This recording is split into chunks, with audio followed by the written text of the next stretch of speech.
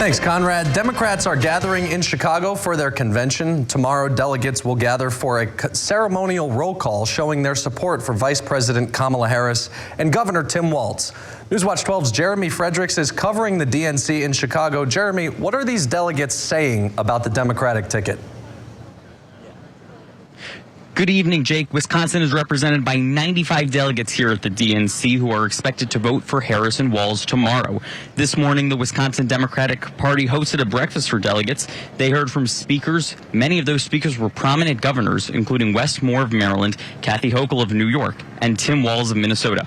Walz was selected by Vice President Kamala Harris to be her running mate earlier this month. His legacy in Minnesota is amazing. He's done tons of great work. He's a very progressive guy. I'm looking forward to him being our vice president.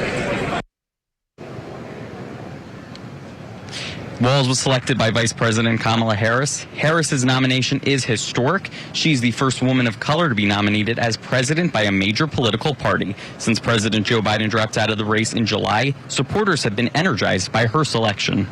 I think that campaign is articulating a pent-up need and desire for broader inclusivity, for, articulating the needs of the common person. Delegates think Harris will help the party defeat Republican nominee Donald Trump in the fall. Recent polls show that she has more support compared to Biden when he was running. A poll from the Washington Post this week found that Harris is ahead of Trump by 4 points. That's outside of the margin of error. Last month, the Washington Post poll found that Biden and Trump were tied. Reporting at the DNC in Chicago, Jeremy Fredricks, Newswatch 12.